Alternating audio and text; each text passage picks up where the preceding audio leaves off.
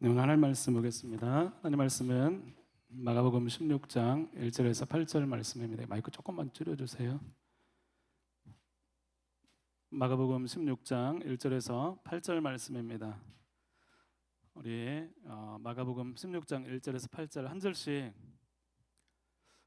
교독하겠습니다. 우리 교독할 때 부활하신 예수님을 생각하면서 자 했으면 좋겠습니다. 아시겠죠? 예. 안식일이 지남에 막달라 마리아와 야고보의 어머니 마리아와 또 살로메가 가서 예수께 바르기 위하여 향품을 사다 두었다가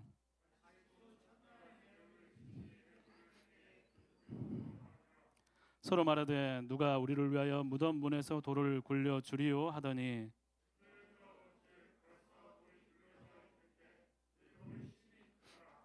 무덤에 들어가서 흰 옷을 입은 한 청년이 우편에 앉은 것을 보고 놀라매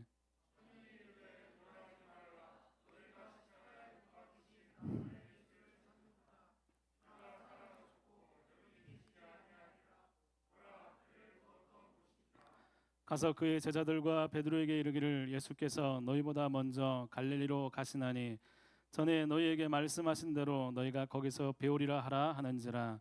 여자들이 몹시 떨며 도망하고 무서워하여 아무에게도 아무 말도 하지 못하더라. 아멘. 할렐루야, 반갑습니다. 우리 주일예배 오신 청년 여러분 환영하고 축복합니다. 옆에 분 같이 인사했으면 좋겠습니다. 오늘 부활절이니까 예수님 부활하셨습니다. 예수님 부활하셨습니다. 예수님 부활하셨습니다. 예수님 부활하셨습니다. 예수님 부활하셨습니다. 예, 어, 예, 부활절 아침은 아니고 부활절 오후입니다. 우리 청년들 오늘 부활주일인데 부활주일 되니까 뭔가 좀 마음이 기쁘죠? 뭔가 새로운 것 같은 느낌이 듭니다. 우리 지난 고난주간 이렇게 보내면서 특세하면서 우리 청년들 와서 특송도 하고 새벽 예배 이렇게 참여하는 청년들도 있었고 또 여러모로 또 신앙을 지키려는 모습 그런 모습들 노력해 주셔서 하셔서 우리 참 대견하다고 이렇게 얘기를 하고 싶습니다. 자, 예수님의 부활절이에요. 부활절. 예수님의 부활에 대해서 이야기할 때 우리가 항상 생각하는 게 어떤 생각이 들어요? 예수님이 부활해서 금방 우리가 예수님 부활했습니다 라고 얘기했어요. 그러면 여러분 어떤 생각이 드십니까? 네. 믿음의 고백, 아멘. 예수님 부활하셨습니다. 또 예수님 부활하셨습니다. 할렐루야. 예수님 부활하셨습니다. 그러면 마음에 부활, 오 맞아. 근데 그 진짜인가? 그 정말인가? 생각을 합니다. 과연 그런 일이 가능한가? 성경을 읽으면서 하나님이 사랑이 많으시고 예수님 너무나 좋은 분이셔요. 그래요, 맞아요. 하나님 좋은 분 같아요. 그래요, 그런 것 같아요. 하나님 우리를 사랑하시는 것 같아요. 그런데 부활하셨다. 무덤에서 사흘 만에 부활하셨다. 살아나셨다라고 이야기를 하면 여러분 모든 이성을 그때 갑자기 모든 머릿속에 있는 이성을 총동원을 해서 나를 설득 한번 시켜 달라. 그 부활을 좀 믿게 해달라라고 하는 그런 모습을 보이곤 합니다. 여러분 부활의 이야기만 나오면 우리 머리가 어떻게 되면 굉장히 막 쫙 달라지면서 그냥 받아들이는 게 아니라 부활이 어떻게 가능한가? 이게 왜 믿을 만한 것인가에 대해서 논리적인 어떤 설득을 당하고 싶은 그런 마음들이 들어요. 여러분 그렇게 해서 이성적으로 혹은 여러 가지로 부활에 대한 어떤 이야기를 설명을 하면 이해는 되는데 그 다음 단계는 그럼 그 부활이 나에게 도대체 그래 그 부활이 있다고 칩시다. 그 나에게 무슨 상관이죠? 무슨 의미가 있죠? 알아듣지만 마음에 와닿지 않아요. 이 부활을 설명할 수 있어도 부활의 기쁨을 누리지 못하는 경우가 있어요. 도대체 그 부활 얘기하는데 와 기쁘다.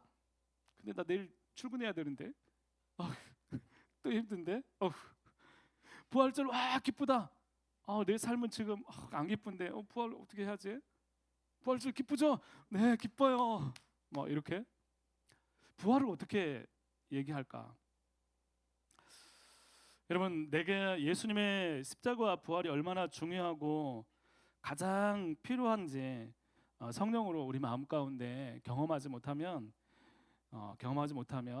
부활은 우리 귓가에서 맴도는 계속적으로 시간이 지나다 부활은 우리 귓가에 계속 들리겠지만 그 부활이 나에게 어떤 의미인지 잘 깨닫지 못하는 거예요. 예수님의 부활이 성령 안에서 믿어지고 깨달아지고 그것들을 내가 정말 마음으로 확 받아들이면 예수님 부활하셨구나라고 하는 그런 경험이 여러분 가운데 있을 때 여러분 사람들 앞에서 부활의 기쁨에 대해서 논리적인 설명이 없어도 내가 예수님 부활 때문에 너무 기쁘다, 감격한다라고 표현할 수 있어요. 여러분 성령님 안에서 믿어지고 그 말씀이 믿어지고 깨달아지고 부활의 소망을 가질 수 있는 여러분 청년들이 되었으면 좋겠습니다. 아멘. 여러분 예수님이 부활하셨다는 것이 지금 내 취업과 직장 생활과 삶과 가정과 여러 가지 감정들과 무슨 상관이 있을까? 여러분 전적으로 상관이 있습니다. 여러분 부활하신 예수님 안에서 우리는 생명으로 나가는 삶이 되기 때문이에요. 여러분 부활하신 예수님을 바라보면 우리의 모든 것이 달라지기 때문이에요. 목표가 달라져요. 삶을 추구하는 방향이 달라지기 때문입니다. 여러분 씨앗이 있습니다. 여러분 씨앗, 여러분 그 시골에 가보면 여기가 도시인가요? 하여튼 시골에 가보면 이제 옥수수 말려가지고 이렇게 마루에 걸어놓는 그거 보신 적 있으세요? 예, 있죠. 걸어놓으면 목수가 삐쩍 말라가지고 막 이렇게 있어요. 그러면 그 옥수수를 알을 탁 깨가지고 다 떼가지고 그 다음 이제 뭐 이렇게 딱 심으면 그게 나요 안 나요? 어떻게 나지?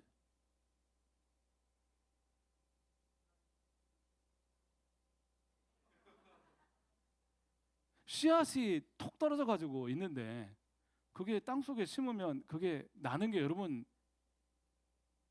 가능해요? 그 안에 생명이 있어요?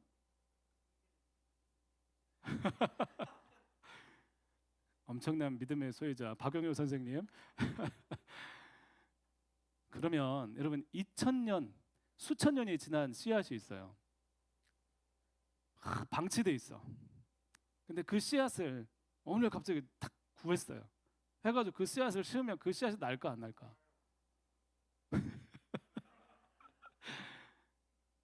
나는 게 당연해요.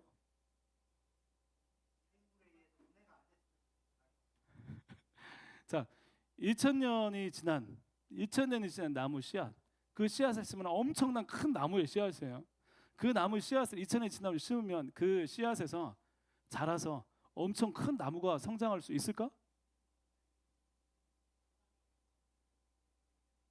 아니 그거 생각하지 말고 2000년이 지났다고 2000년이 지났다고 돼요 안 돼?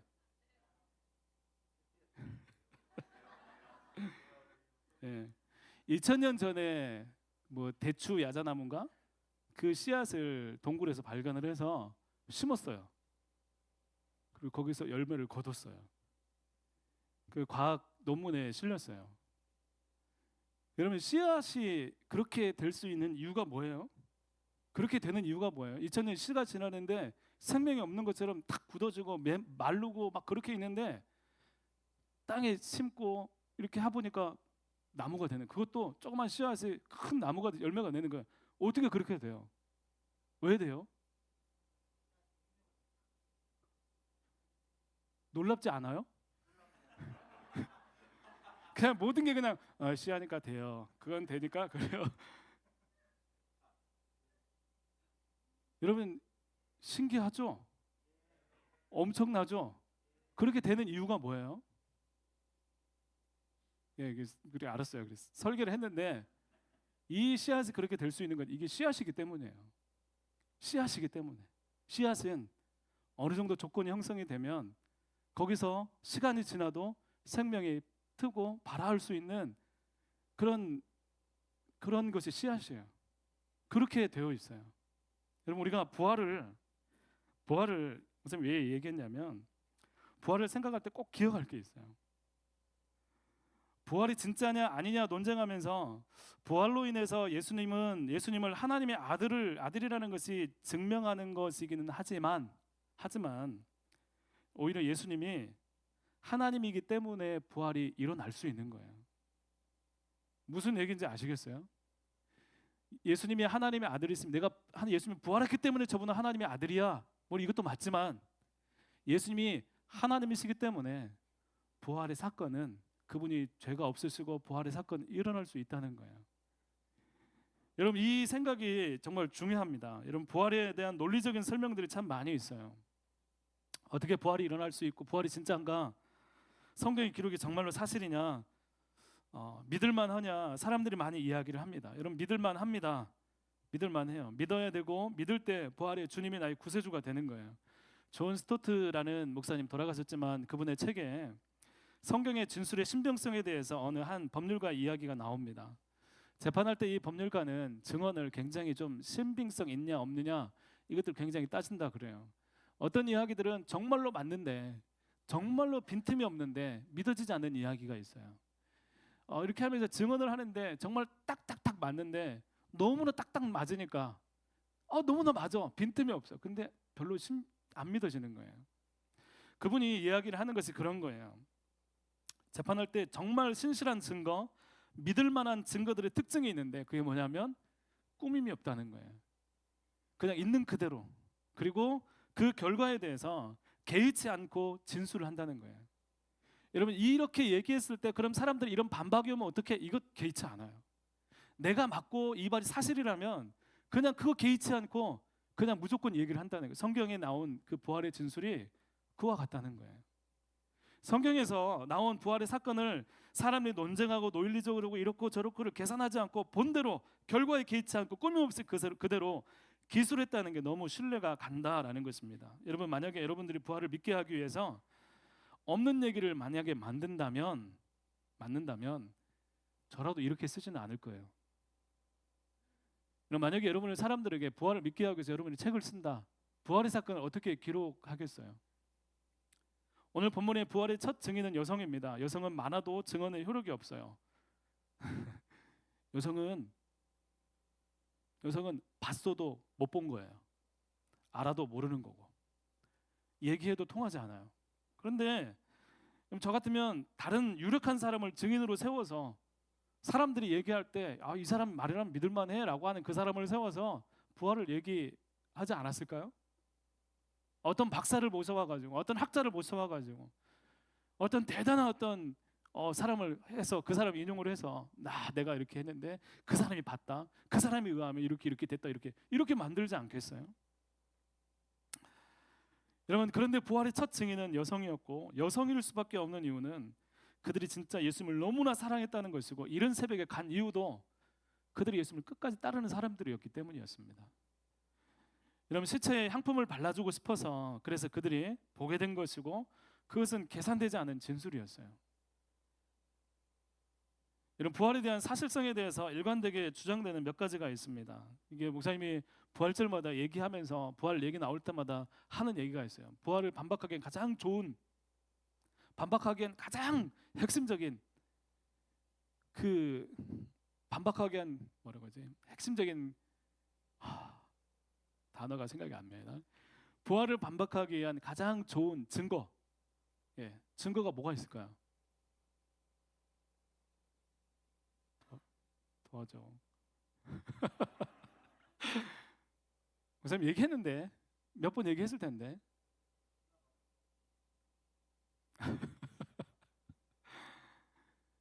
여러분 부활을 반박하기 위한 가장 강력한 증거가 뭐예요? 맞아요. 예수님 시신 보여주면 돼요. 사흘이 지나고 그 일주일이 지나고 썩어 있는 그 시체를 보여주면 돼요. 그런데 예수님의 무덤은 빈 무덤이었어요. 시체가 없는 거예요. 여러분 시체가 사라졌어요. 여러분 경비병이 있었어요. 돌이 굴려졌어요. 그것을 발견한 사람이 없어요. 그냥 부활이 거짓이라고 주장할 수 있는 가장 강력한 증거가 사라진 거예요. 로마 병사도 대제사장들도 또 그 시대 어느 누구도 그 시체를 찾을 수가 없었어요. 여러분 이것을 예수님의 부활에 대해서 제자들도 안 믿었고 여인들도 안 믿었고 예수님을 따르는 사람 아무도 안 믿었어요. 몰랐어요. 그런데 그 부활을 대비한 사람들이 있었어요. 누구였어요? 대제사장들이었어요. 그래 경비병을 세웠어요. 그러면 그 시체에 대해서 이 사람들은 경비병을 지키고 뭔가 다른 일이지 않을까 주의 있게 살피지 않았겠어요? 그런데 그것을 찾을 수가 없는 거예요. 여러분 또 부활의 증인들입니다. 여인들을 비롯해서 제자들과 500의 형제들, 뭐 다른 두 제자들, 다양한 사람들에게 예수님 나타나시고 보여주십니다. 심지어 예수님의 제자 도마에게는 다시 한번 나타날 예수님께서 손을 내미시면서 내 손바닥에 있는 못자국에 내 창의 허리에 손가락을 넣어보고 믿음 없는 자가 되지 말고 믿음 있는 자가 되라. 예수님께서 그렇게 말씀해주고 확인해 주십니다. 여러분 증인들이 있었어요. 그 증인들의 증언은 일관되게 주님이 살아나셨다는 거예요. 주님이 환영이 아니라 예수님이 그냥 막 본 것 같아가 아니라 실제로 살아나셔서 우리가 보았고 그분이 살아 계셨다, 살아나셨다라고 증언한다는 것입니다. 여러분 이런 증언에 대해서 어떤 사람은 얘기를 합니다. 무신론자들이 반박하기 위해서 하는 이야기들은 그 조그만한 근거나 증언에 대해서 그 하나 가지고 우리의 믿음 전체를 흔들면서 와 이렇대 하면서 믿음을 흔드는데 여러분이 가지고 있는 성경이 가지고 있는 수많은 사람들의 증언에 대해서 증언은 아무리 많이 가지고 있어도 조금만 흔들려도 막 흔들리는 거예요. 여러분 그러지 마세요. 우리가 가지고 있는 여러분이 가지고 있는 오늘 성경이 이야기하고 그 증언들의 확신을 가지고 증언이 있다. 담대하게 이 믿음 가운데서 여러분 다른 어떤 이야기들에 대해서 생각하고 또 바라볼 수 있는 시각이 여러분 가운데 있었으면 좋겠습니다. 이런 부활의 증거 또 한 가지는 두려움에 떨던 제자들이 자신들을 드러내면서 결코 숨지 않고 복음에 헌신했다는 것입니다. 심지어 죽는 자리, 십자가의 길을 마다하지 않고 예수님을 위해서 복음을 위해서 자신을 위해서 자신의 삶을 아낌없이 드렸다는 것입니다. 여러분 그 결정적인 이유가 뭘까요? 부활입니다. 예수님이 살아나신 거예요. 제자들 대단한 사람 아닙니다. 제자들 정말 사회적으로 볼 때는 굉장히 하층에 속하는 그런 사람들이었어요. 고기 잡고 열심당하고 사회 불만이 있고 또 이런 세리 그냥 그런 사람들이에요. 근데 그런 사람들 오늘 갑자기 마음이 하나가 돼서 같이 막 마음이 하나가 돼 모여가지고 같이 그 중에서 예외 없이 모든 사람들이 같이 한 마음으로 예수님의 복음에 대해서 이야기를 하기 시작했다는 거예요. 여러분 우리 교회 안에서도요, 우리 청년부 안에서도 다양한 의견들이 있어요. 우리 청년부가 이러면 안 된다, 이렇게 해야 된다, 저렇게 해야 된다. 우리 청년부만 그렇지만 우리 전체 교회를 생각해 보세요. 우리 전체 교회도 마찬가지예요. 이런저런 이야기들이 있어요. 요즘에 그렇게 하면 안 돼. 요즘에 전도를 그렇게 해야 될까? 요즘에 어떻게 해야 될까? 그럼 어떤 방법이 있을까? 뭐 다양한 의견들이 있어요. 그런데 예수님이 죽으신 다음에 부활이 있다, 만났다 하고 하는 그 시점부터 제자들이 어떻게 달라지냐면 하나가 되어서 뭉쳐서 같은 소리를 내는 거예요. 예수님 부활하셨고 예수님이 그리스도이시다. 예수님을 믿으라. 예수님 믿으면 구원이 있다. 일관되게 제자들이 그렇게 얘기를 하고 있다는 거예요. 여러분 그 결정적인 이유 바로 부활입니다. 하나님이 사람이 되셔서 우리를 구원하시기 위해서 십자가를 지셨다고 부활하신 사건은 우리의 삶 역사 속에 하나님이 직접 들어보셨어요. 여러분 그냥 하나님께서 사람을 그냥 살리셨다, 부활하셨다 이것은 그냥 한번 들으면서 와 그 놀라운데 야, 어떤 일 그런 가능하지가 아니라 그것을 본 사람들에게는 자신의 삶에 모든 것이 뒤바뀌어져서 삶의 방향이 바뀌는 사건들이었어요. 여러분 무엇보다 확실한 사건이었고 그래서 역사의 가장 큰 분기점이 되는 사건입니다. 여러분 유럽, 우리가 알고 있는 유럽 기독교화가 되었죠. 기독교화가 되기 전에 유럽은 어떤 세상이었습니까? 영국이 어떤 누구의 후손이죠? 바이킹의 후손이죠. 야만족. 각 족속들이 막 서로 막 싸우고 기독교가 들어가서 예수 그리스도의 이름으로 온 유럽이 다 기독교화가 됩니다. 물론 중세 시대 어두움의 그런 시간들이 있었지만 여러분 예수 그리스도가 부활했다는 이 사건, 이 부활하심에 대한 이 부분으로 이 예수님이 그리스도라는 사실이 온 유럽으로 퍼져나가서 유럽이 기독교화가 되었어요. 여러분 이것은 예수님의 부활이나 십자가의 사건이 단순히 우리 머릿속에서 야 우리만 조용히 믿는 그런 게 아니라 역사에 들어오셔서 세상을 바꾸시는 하나님의 일하심, 그 부활의 능력이 그곳 가운데 있었다는 것입니다. 여러분, 우리에게 전해진 복음 신앙은 단순히 이론으로 전해진 게 아니에요. 자, 보세요. 예수님 십자가 지셨죠? 부활하셨죠? 예수님은 우리의 구세주가 되십니다. 심판주로 오십니다. 믿으십니까? 이렇게 전해진 게 아니라고요.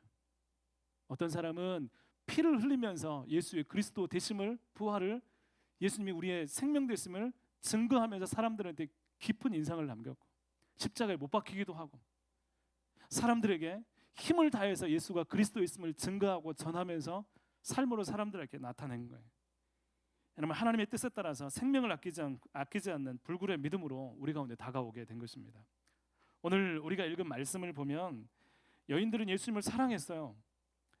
그래서 새벽에 일찍 길을 떠났어요. 병사들이 지키고 있습니다. 여러분, 병사들이 지키는데, 무덤을 지키는데 병사들을 어떻게 지켰을까요? 병사들을 거기 세워놨어요. 무덤을 지키고 있어요.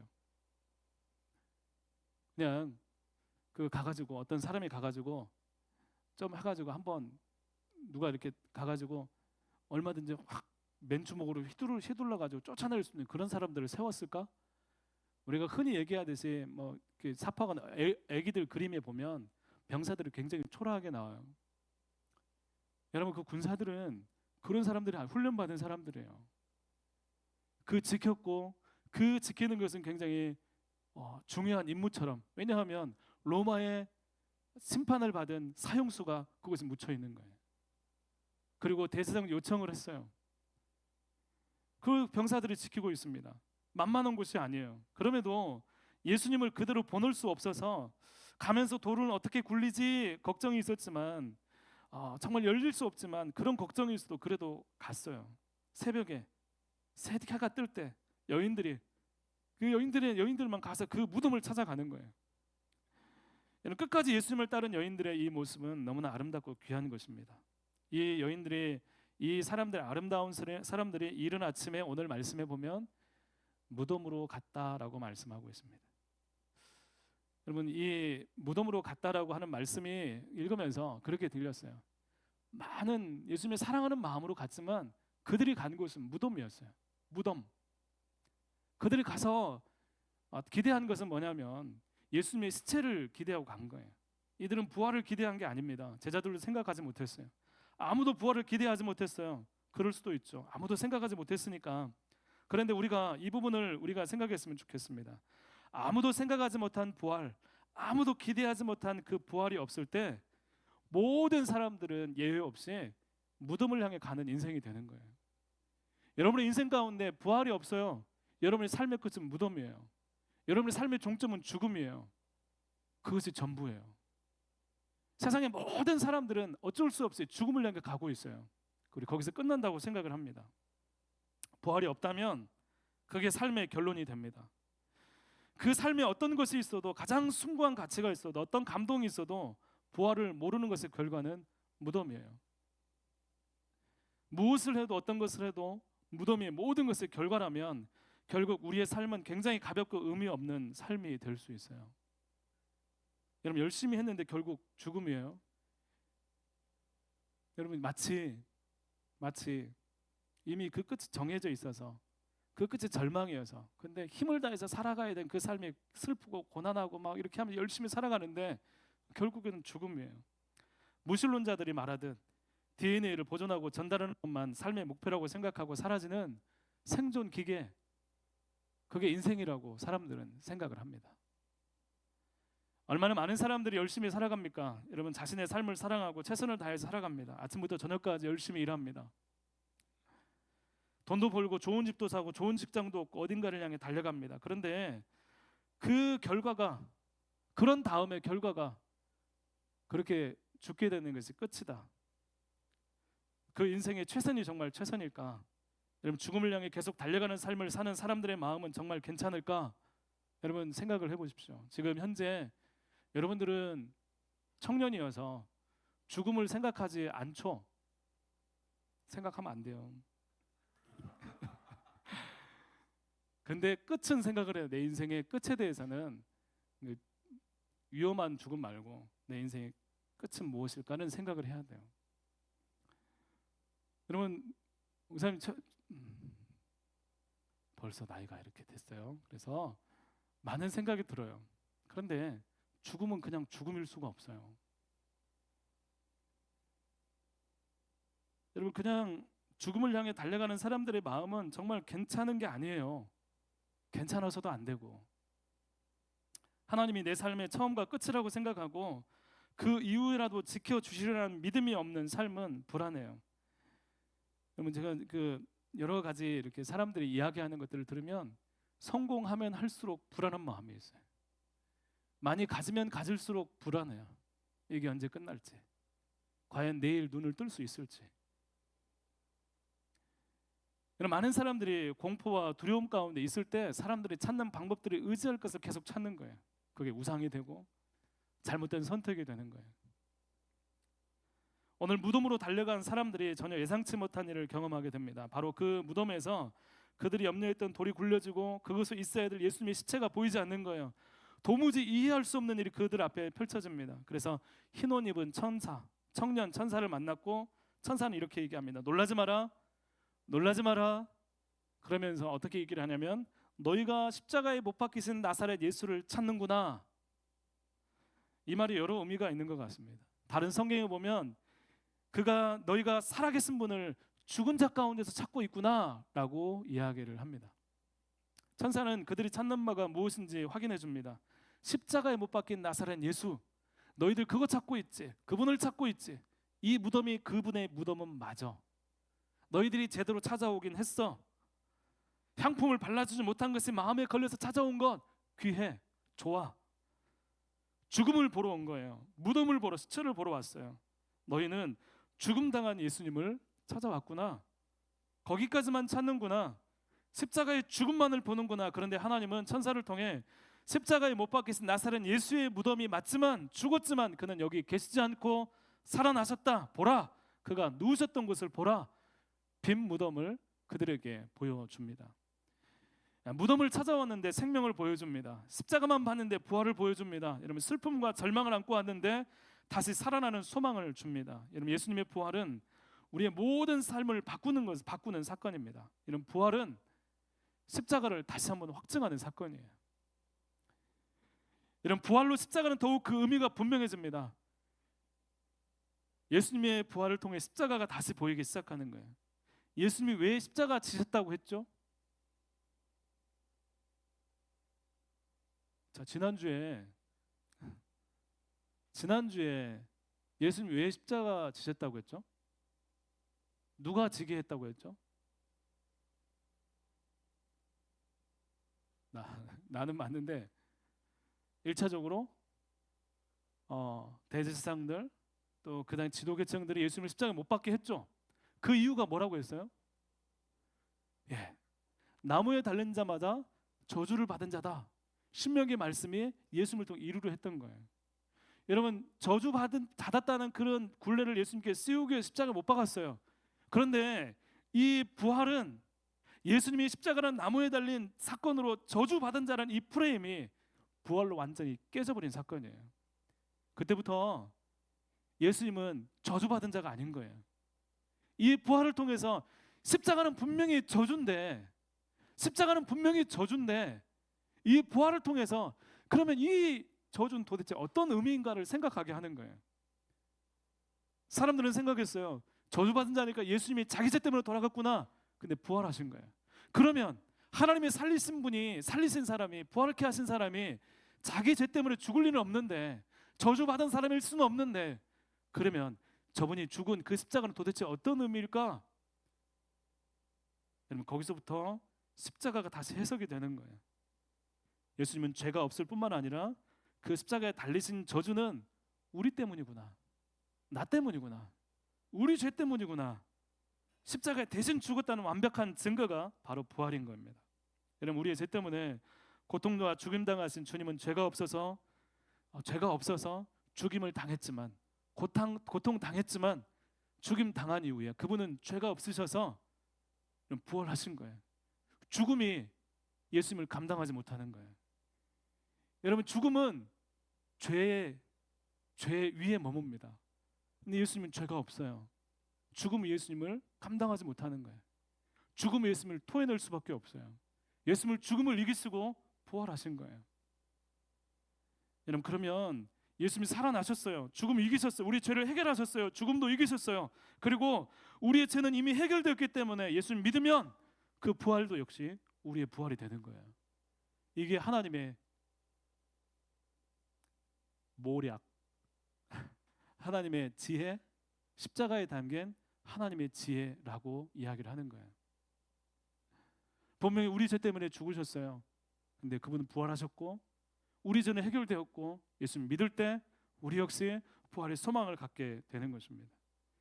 이게 하나님의 지혜이고 구원의 방법입니다. 죽음이 전부이고 죽음이 끝이 아니라 하나님이 계시고 생명의 부활이 기다리고 있다는 사실을 믿음으로 여러분, 죽음을 바라보고 무덤을 바라보던 삶이 생명을 바라보고 죽음 이후를 바라보는 삶이 열리게 된 거예요. 그러면 여러분 마음 가운데 생각을 해야 돼요. 예수님 믿지 않는 죽음을 바라보는 삶은 도대체 어떤 삶인가? 여러분, 그것은 비극적인 삶입니다. 하나님의 심판이 기다리고 있는 삶이에요. 여러분, 그렇기 때문에 여러분, 그냥 이게 살다 죽지 뭐, 절대로 이런 생각이나 말을 내뱉지 마세요. 우리는 예수 그리스도를 믿음으로 죽음 이후에 하나님이 예비하신 지금 이 삶과 비교할 수 없는 하나님의 영광을 마주할 수 있는 부활의 삶을 소망할 수 있는 거예요. 나 지금 힘들죠? 여러분 좀 힘겹죠? 여러분 때로는 어렵죠? 사람 관계도 힘들죠? 뭔가 경제적으로도 힘들죠? 삶을 살아가면서 팍팍하죠? 거기에 매여서 살다 결국 죽는 게 인생인 우리의 삶 가운데 예수 그리스도는 그 삶이 전부가 아니다. 그리고 그 삶 가운데 예수 그리스도는 끊임없이 우리 가운데 생명을 주시면서 그 삶에 배어있는 죽음의 세력들을 몰아낼 뿐만 아니라 우리의 삶의 끝에서도 역시 죽지만 사는 삶을 우리 가운데 약속하고 계신 것입니다. 걱정이 없는 나, 누군가를 미워하지 않는 나, 하나님 안에서 하나님이 나를 자유케 하심으로 내 안에 하나의 풍성한 사람이 가득 채워져서 하나님을 찬양할 뿐만 아니라 내가 나답게 완전히 하나님의 자녀답게 세워지는 그 삶을 소망하고 바라볼 수 있기를 간절히 소망합니다. 여러분, 그 삶을 향해 가고 있는 거예요. 여러분 힘들죠? 어렵죠? 그거 무시하라는 거 아니에요. 힘들고 어렵지만 그것 때문에 이 세상의 전부인 줄 알고 이 세상의 것만 진짜인 줄 알고 거기에 모든 것을 올인해서 그것으로 여러분 인생을 결정짓지 말라는 거예요. 하나님이 계시고 그 삶 이후에 더 놀라운 삶이 우리 가운데 있어요. 이 소망이 우리 가운데 있을 때, 이 부활의 소망이 우리 가운데 있을 때 우리의 주어진 삶 가운데 내가 어떤 선택을 할 건가, 어떤 마음을 가질 건가, 내가 어떻게 살아야 되는지가 보여지게 되는 거예요. 여러분, 하나님과 동행하면서 예수 그리스도의 그 생명으로 오늘도 살아갈 수 있었으면 좋겠습니다. 온통 죽음의 세력이에요. 여러분이 즐거워하는 것들, 재밌어하는 것들, 좋아하는 것들, 여러분이 마음에 막 딱 짜릿한 어떤 감정을 뭐라 그러지? 짜릿한 어떤 그 감정, 뭐 이렇게 감정적인 것들 다 느끼게 하는 많은 것들, 그냥 그거 잘못된 거예요. 여러분, 그런 것들이 아니라 하나님께서 생명으로 죽음의 세력을 몰아내고 진짜 사랑할 수 있고 누군가를 막 옆에서 막 찌르고 어떻게든 모략을 세우고 이렇게 삶이 아니라 사랑하고 품으면서 하나님께서 함께 하심으로 나를 통해서 사람들이 세워지고 함께 사랑이 나눠지는 그런 삶, 그런 삶이 여러분 가운데 있기를 간절히 축복합니다. 하나님은 무덤으로 끝나고 죽음 아래 갇힌 우리가 부활이라는 생명으로 나아가는 길을 활짝 열어놓으시고 우리를 부르고 계십니다. 지금도 부르고 계세요. 예수님의 부활은 그분만의 부활이 아니고 예수님의 승리는 그분만의 승리가 아니고 우리에게 주시는 부활이고 승리입니다. 죄와 사망이 패배했습니다.